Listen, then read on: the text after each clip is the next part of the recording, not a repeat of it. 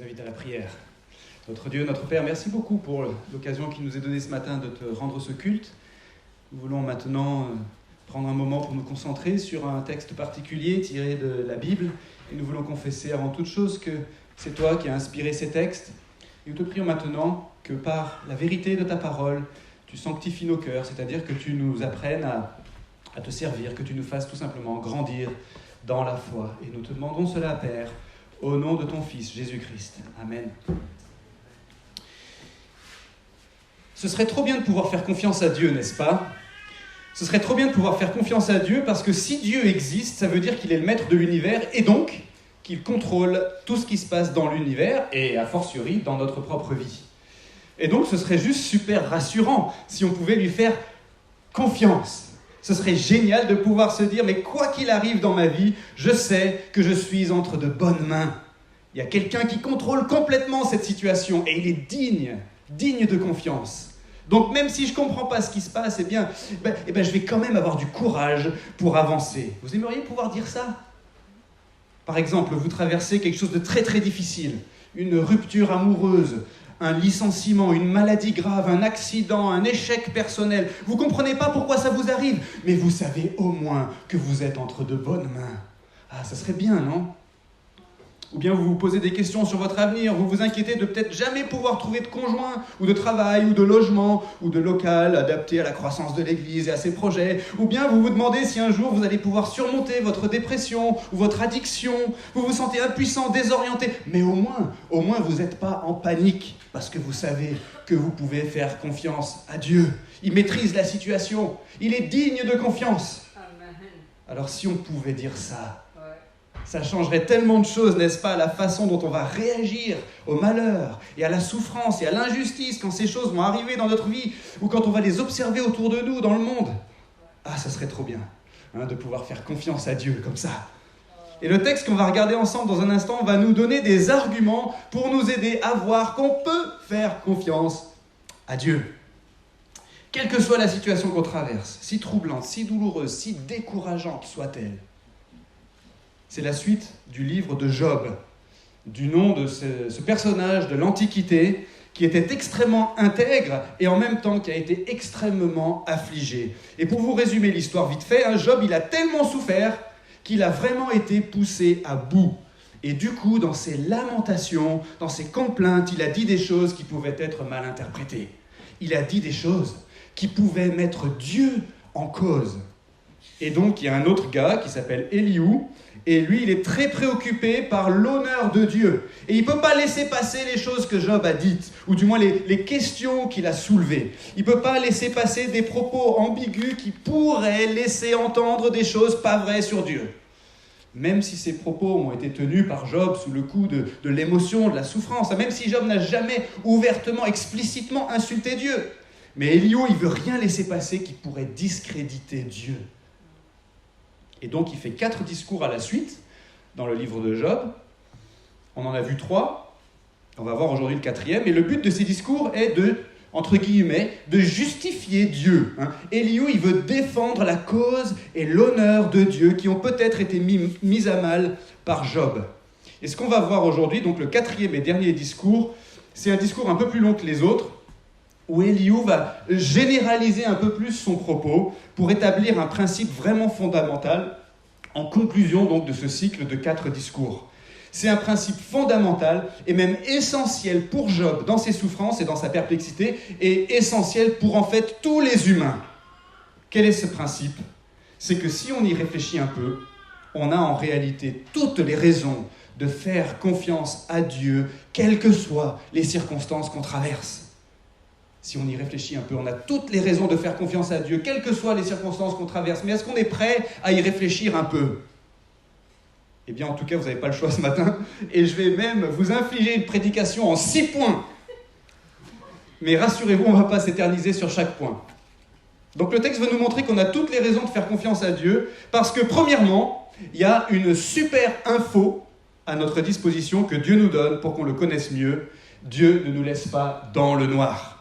Vous allez voir qu'Elihu commence ce dernier discours en défendant son rôle en tant que médiateur d'une révélation de la part de Dieu. En gros, Elihu, il va dire à Job, Je sais, Job, que tu es tout perplexe dans ta souffrance et que tu te poses des questions sur Dieu, mais écoute-moi bien, parce que justement, j'ai des choses à dire de la part de Dieu qui vont répondre à tes questions. Lisons sans plus tarder. Livre de Job au chapitre 36, on va le lire au fur et à mesure de la prédication. Donc chapitre 36, on commence par les versets 1 à 4. Élihu continua et dit « Attends un peu et je vais t'expliquer, car j'ai encore quelques propos pour la cause de Dieu. Je tirerai ma science de très loin et je rendrai justice à celui qui m'a fait, car en vérité mes propos ne sont pas des tromperies. C'est un homme intègre dans ses connaissances qui est avec toi. » Donc, vous voyez, Élihu est en train de rappeler à Job qu'il est en train de défendre la cause de Dieu, verset 2. Il veut rendre justice à Dieu, verset 3. C'est-à-dire justifier Dieu alors que Dieu a été mis en cause par Job dans ses lamentations. Mais Élihu veut que Job soit attentif à ce qu'il va dire, lui, Élihu.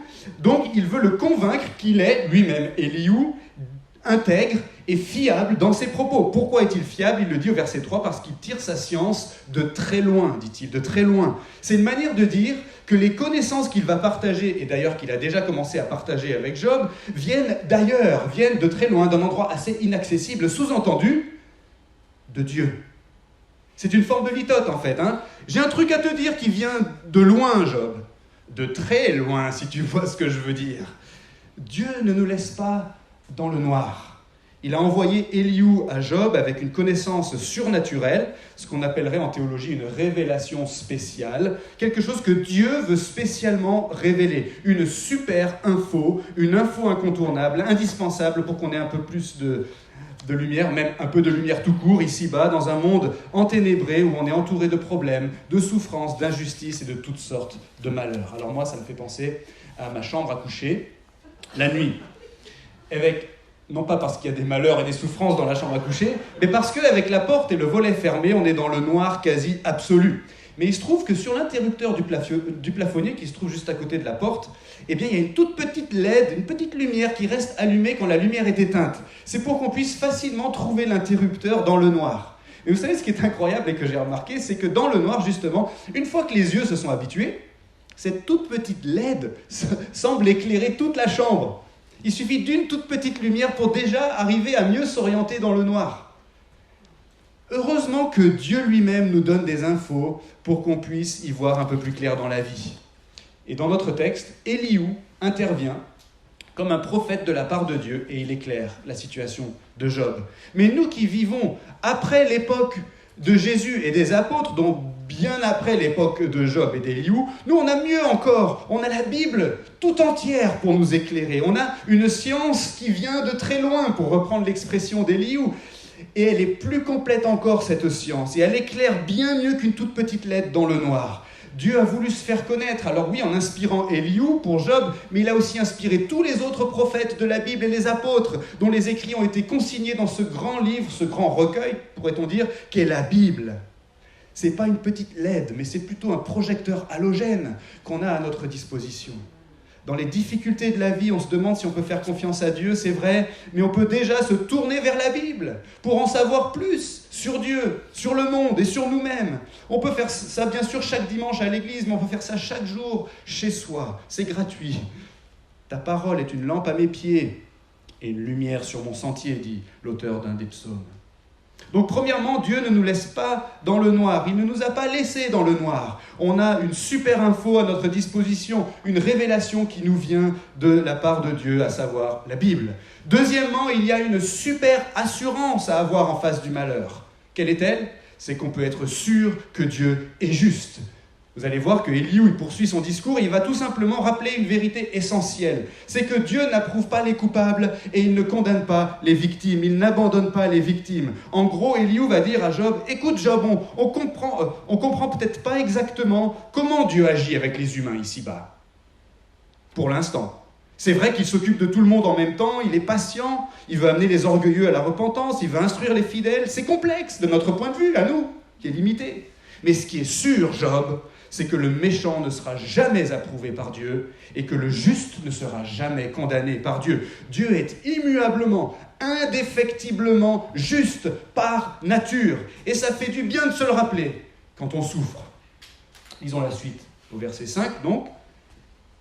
Dieu est puissant et il ne rejette personne. Il est puissant par la force de son intelligence. Il ne laisse pas vivre le méchant et il fait droit aux malheureux. Il ne détourne pas les yeux loin du juste. Il place des rois sur le trône, ou peut-être il place les justes sur le trône. Il les y fait asseoir pour toujours afin qu'ils soient élevés. Sont-ils liés de chaînes? Sont-ils pris dans les liens du malheur? Il leur dénonce leurs actions et leurs révoltes. Quand ils s'enorgueillissent, il les avertit pour leur instruction. Il leur dit de renoncer à leur injustice. S'ils écoutent et se soumettent, ils achèvent leurs jours dans le bonheur, leurs années dans les délices. S'ils n'écoutent pas, ils périssent par le javelot. Ils expirent dans leur manque de connaissances. Les impies se livrent à la colère. Ils n'appellent pas Dieu au secours quand il les enchaîne. Leur âme périt dans leur jeunesse et leur vie parmi les débauchés. Mais Dieu délivre le malheureux. Par son malheur même, c'est par la souffrance qu'il l'avertit. Alors on comprend peut-être pas tout, mais on peut être sûr que Dieu est juste. Ce qui est sûr, c'est que Dieu est contre le mal et pour le bien. Il est contre ceux qui pratiquent le mal et pour ceux qui s'humilient et qui se détournent du mal. Et c'est une super assurance à avoir quand on observe le monde autour de nous. Parce que notre expérience ici-bas, c'est quoi? On dirait que le mal, ça paye bien en fait. On dirait qu'on peut s'enrichir par le mensonge. On dirait qu'on peut acquérir du pouvoir en exploitant les faibles. On dirait qu'on peut se faire plaisir en pratiquant l'immoralité. On dirait parfois que Dieu récompense ceux qui font le mal et qu'il laisse souffrir ceux qui sont intègres. Mais Elihu, il est en train de dire à Job, ne te laisse pas avoir, Job, ne te laisse pas leurrer. On ne comprend pas tout, mais il y a un truc qui ne change pas. C'est que Dieu est juste. Dieu est juste. C'est comme les lois de la physique. Des fois, on peut observer des phénomènes très bizarres dans la vie. Comme par exemple, tiens, j'aurais juré avoir vu passer un éléphant rose devant ma fenêtre qui planait dans le ciel. Bon. Puisqu'on connaît quelques lois de la physique, on ne sait peut-être pas exactement ce qui vient de se passer, mais on peut au moins exclure certaines hypothèses, vous comprenez? Comme par exemple qu'un véritable éléphant vivant ait pu planer tout seul dans le ciel. De la même façon, dans notre texte, Job est perplexe parce qu'il est intègre et sincère devant Dieu, et pourtant le malheur s'est abattu sur lui. Il ne comprend pas. Mais Elihu lui dit, on ne comprend pas ce qui se passe. Mais au moins, on peut exclure certaines hypothèses, comme par exemple que Dieu puisse commettre l'injustice. Ça, c'est pas possible. Mais est-ce qu'on a tous cette conviction ce matin? Même quand le malheur s'abat sur nous, quand on connaît la souffrance, quand on traverse un désert, Dieu n'est pas en train de se montrer injuste. Ça ne fait pas partie des hypothèses qu'on peut considérer, qu'on peut envisager.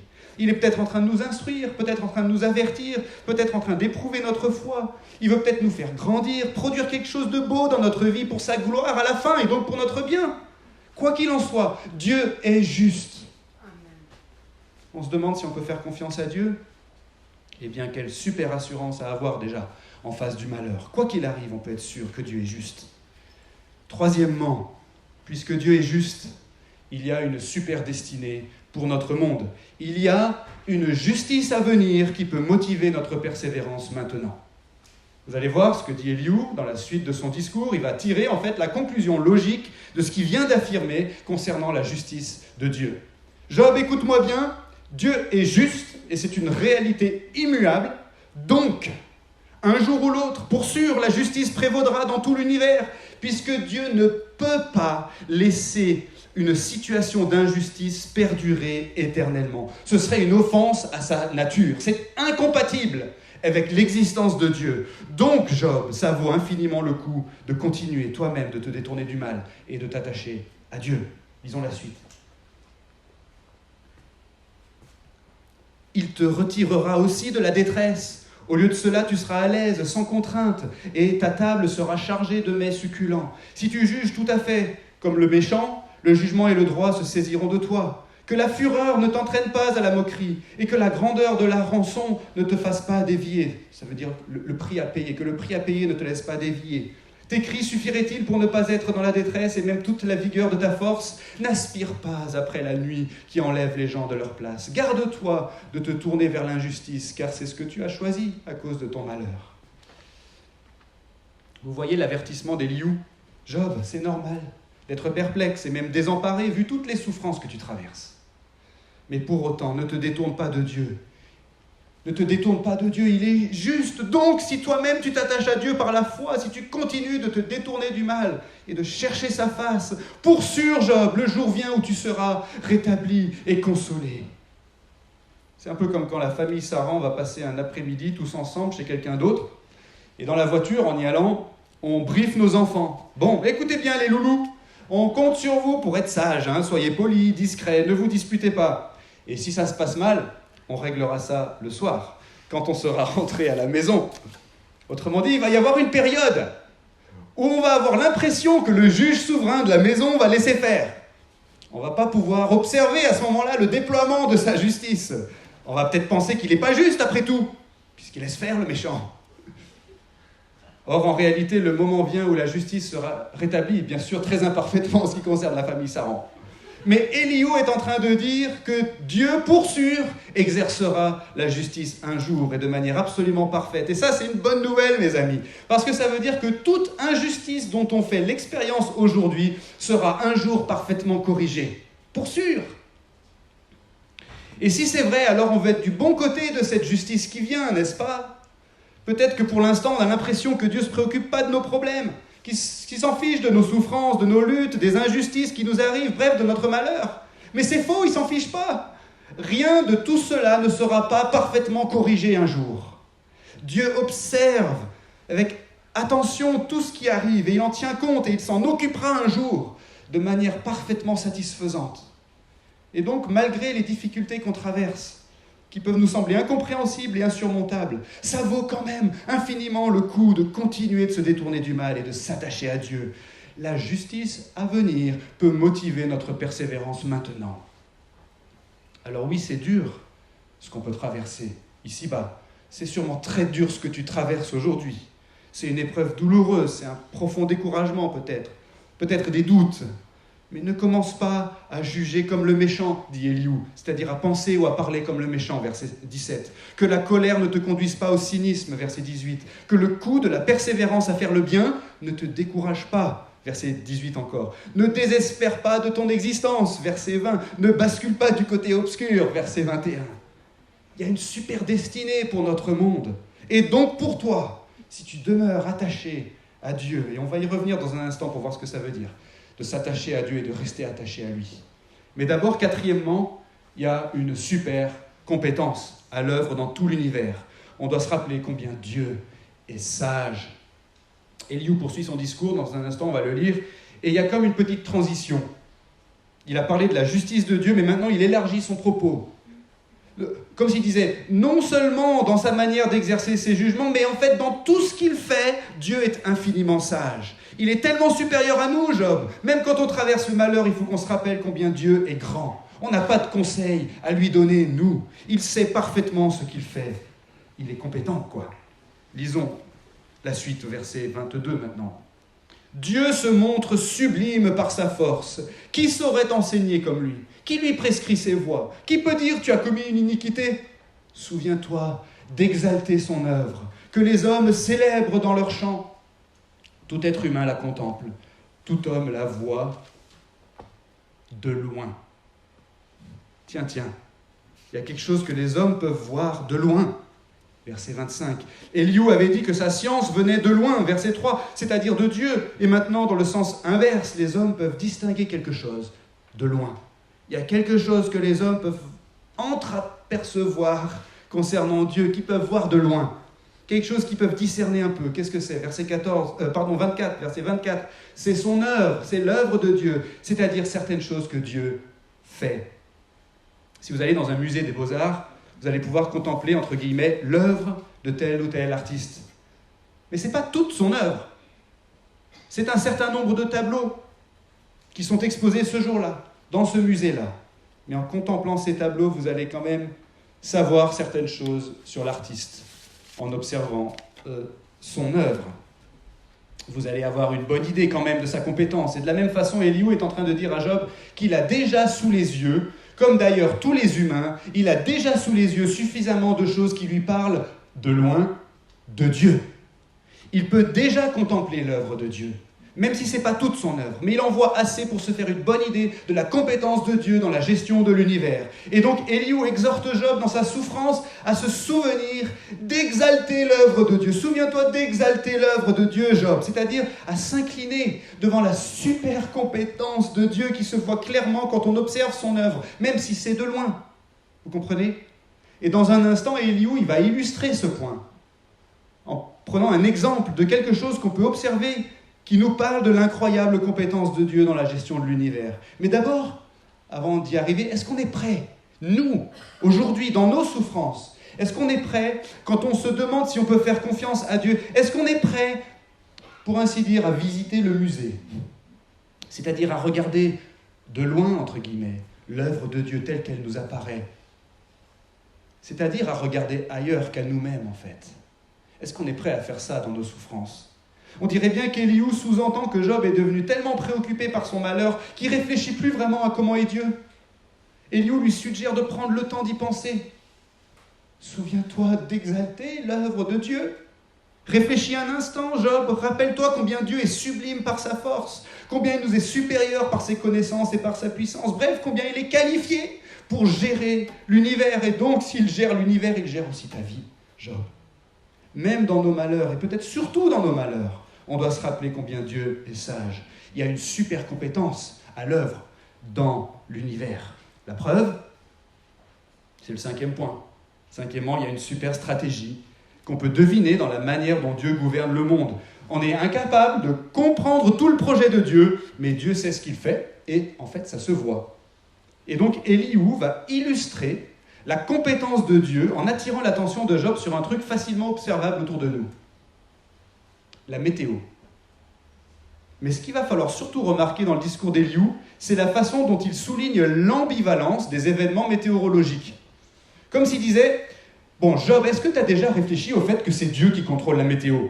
Et quand toi tu observes le temps qu'il fait chez toi, est-ce que tu sais exactement pourquoi Dieu envoie le soleil ou la pluie ?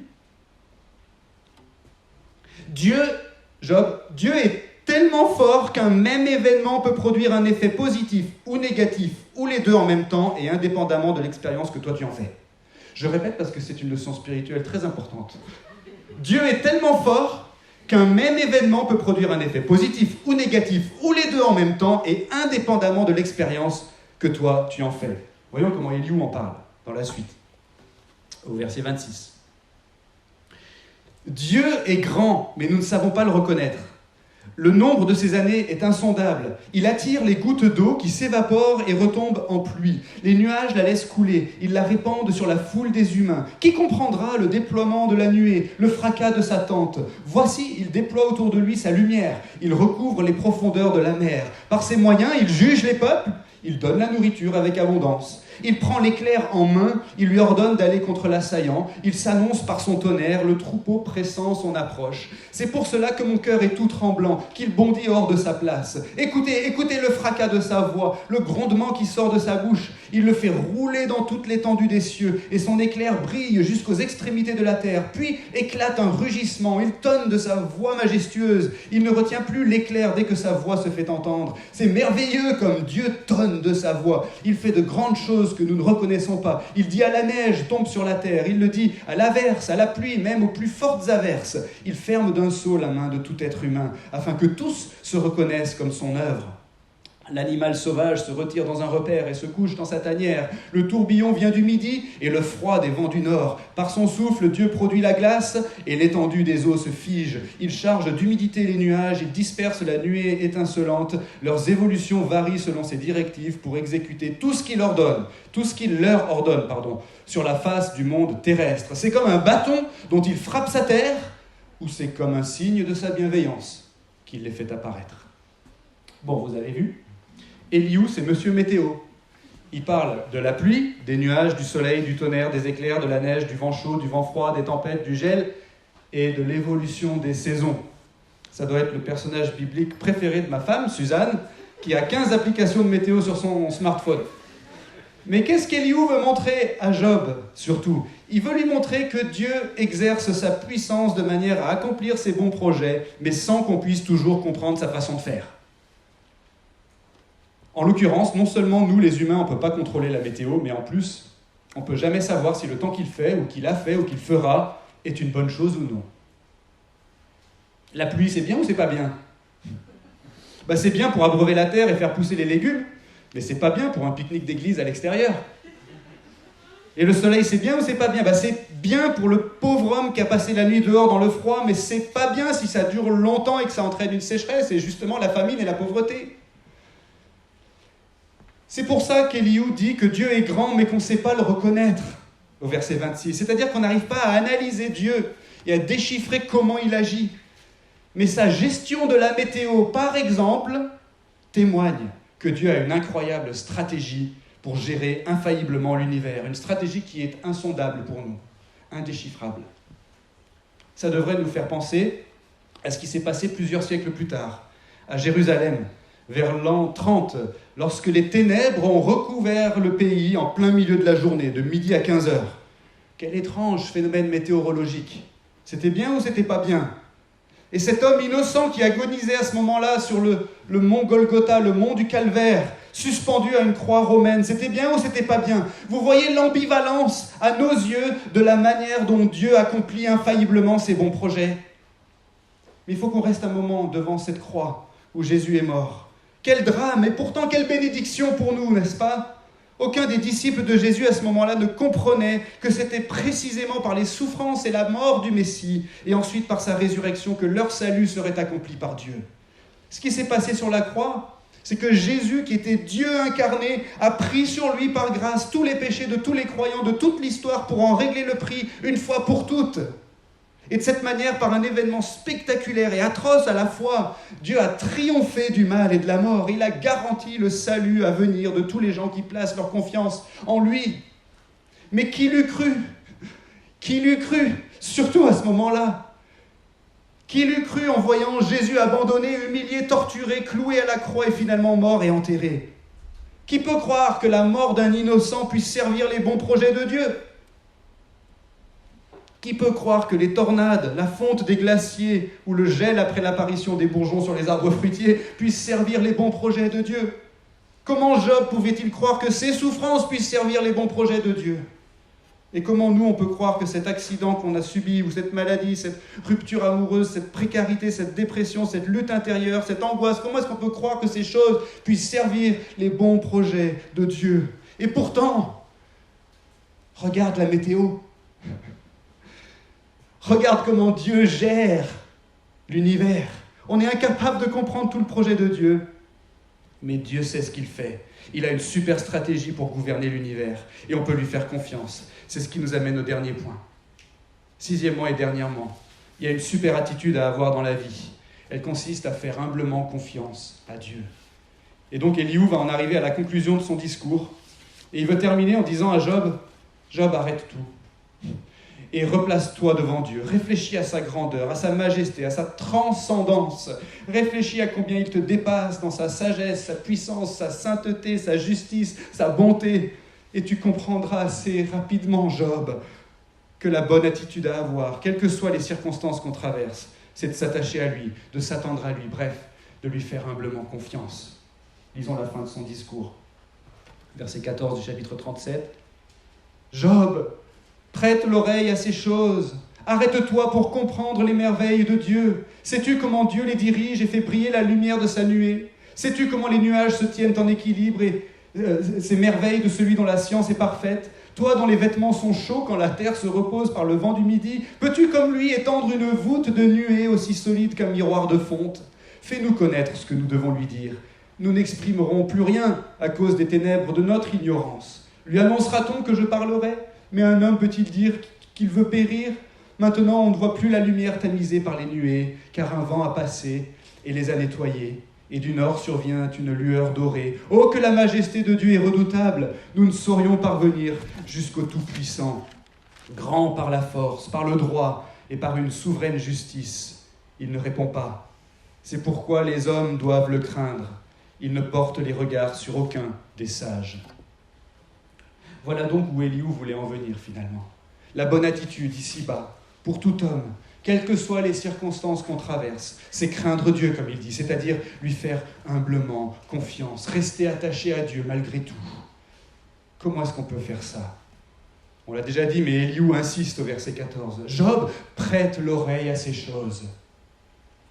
Arrête-toi pour comprendre les merveilles de Dieu. » Quelles sont ces merveilles? Ce sont les merveilles qui nous sont rapportées dans la Bible. Et donc toi aujourd'hui, arrête-toi aussi et regarde. Dieu a pris la nature d'un homme en la personne de Jésus-Christ. Il s'est offert volontairement sur la croix pour régler à notre place la dette de nos péchés. Il est ressuscité le 3e jour en vainqueur et il est monté au ciel. Il intercède pour les croyants auprès du Père et il nous prépare une place dans son royaume pour l'éternité. Arrête-toi et regarde les merveilles de Dieu. Mais les merveilles de Dieu, ce sont aussi les merveilles de sa création qui se déploient autour de nous. Arrête-toi, mon ami, et regarde les merveilles de Dieu. Est-ce que tu savais que la force globale déployée par un ouragan était égale à celle de 10 000 bombes atomiques ? Est-ce que tu savais qu'il y avait 12 fois plus d'arbres sur Terre que d'étoiles dans la Voie lactée ? Est-ce que tu savais que la longueur cumulée des cheveux et des poils d'une personne atteignait en moyenne 900 km dans sa vie ? Regarde les merveilles de Dieu. Est-ce que tu savais que les escargots avaient plus de 14 000 dents dans la bouche ? Est-ce que tu savais que les bébés girafes, quand ils dorment, ils reposent leur tête sur leur propre derrière dont ils se servent comme oreiller ? Regarde les merveilles de Dieu. Est-ce que tu savais que les requins du Groenland atteignaient leur puberté à l'âge de 150 ans ? Est-ce que tu savais que les homards faisaient pipi par le visage et que les tortues pouvaient respirer par les fesses et que c'est très utile pour eux ? Regarde les merveilles de Dieu, les merveilles de sa création, les merveilles de sa révélation, les merveilles de l'incarnation de Dieu, les merveilles de la crucifixion du Christ et de sa résurrection. Regarde les merveilles de la gloire à venir et la super destinée qui est réservée aux croyants. Comment pourrions-nous ne pas craindre Dieu ? C'est-à-dire ne pas lui faire humblement confiance, tellement il est juste, puissant et sage, et tellement nous, on lui est redevable. Alors, est-ce qu'on peut récapituler ce qu'on a vu vite fait ? On a dit que ce texte était là pour nous donner des arguments, pour nous aider à voir qu'on peut faire confiance à Dieu, quelle que soit la situation qu'on traverse, si troublante, si douloureuse, si décourageante soit-elle aujourd'hui.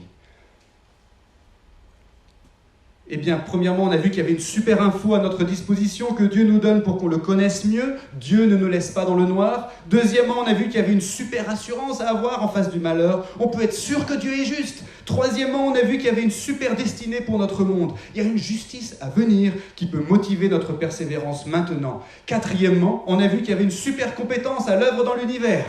On doit se rappeler combien Dieu est sage. Cinquièmement, on a vu qu'il y avait une super stratégie qu'on peut deviner dans la manière dont Dieu gouverne le monde. On est incapable de comprendre tout le projet de Dieu, mais Dieu sait ce qu'il fait. Et enfin, sixièmement et dernièrement, on a vu qu'il y avait une super attitude à avoir dans la vie. Elle consiste à faire humblement confiance à Dieu. Oui, mes amis, on peut faire confiance à Dieu. Imaginez que je vous pointe quelqu'un dans la rue que vous ne connaissez pas et que je vous demande « Est-ce que tu penses que tu peux faire confiance à ce bonhomme ?» Vous me diriez sûrement « J'en sais rien. J'en sais rien, je ne le connais pas. » Eh bien, certains d'entre nous, on a de la peine à faire confiance à Dieu parce qu'on ne le connaît pas assez. Alors, comment faire confiance à Dieu ? Certains d'entre nous, on a besoin tout simplement de nous incliner intérieurement devant Dieu et de l'inviter à prendre les commandes de notre vie. On a besoin de tourner nos regards vers Jésus, les regards de la foi, pour nous attacher à lui sans réserve. On doit le faire aujourd'hui sans tarder si on ne l'a jamais fait jusqu'à maintenant. Certains d'entre nous, on a besoin de lire la Bible. On a besoin de la lire avec attention, on a besoin de prier. On a besoin de passer plus de temps avec des amis chrétiens. On a besoin de se rappeler qui est Dieu, comment est Dieu, comment agit Dieu, pour pouvoir persévérer malgré les épreuves, malgré les doutes, malgré les luttes intérieures, malgré la souffrance. On a besoin de faire ces choses. Certains d'entre nous, on a besoin d'éteindre les écrans et d'aller dehors, dans la création de Dieu. C'est quand la dernière fois que vous vous êtes couché sur le dos dans l'herbe et que vous avez observé la lente métamorphose des nuages dans le ciel ? C'est quand la dernière fois que vous avez fait silence au cœur d'une forêt ? C'est quand la dernière fois que vous avez regardé de près les pétales d'une fleur sauvage ? Voilà un exercice hautement spirituel qu'on peut faire dans nos souffrances. On peut réfléchir à tout ça. Et en y réfléchissant, on verra qu'on a en réalité toutes les raisons de faire confiance à Dieu, quelles que soient les circonstances qu'on traverse. Amen. Prions ensemble. Nous confessons, notre Dieu, la peine que nous avons à te faire confiance. C'est parce que nous avons un cœur très centré sur lui-même. Nous sommes très centrés sur nous-mêmes. Nous avons de la peine à regarder à l'extérieur de nous, vers toi, vers ta parole, vers tes merveilles. Ô Seigneur, pourtant tu nous as donné tous les moyens de le faire. Tu nous as donné ta parole, tu nous as donné ta création dans laquelle nous existons. Aide-nous, Seigneur, aide-nous dans notre incrédulité à te faire confiance. Et je sais que plusieurs ici sont sans doute en train de traverser des circonstances très dures, très douloureuses. Seigneur, viens-nous en aide, que dans notre malheur, nous sachions te faire pleinement confiance. Et nous te demandons cela au nom de Jésus, notre Seigneur et Sauveur. Amen.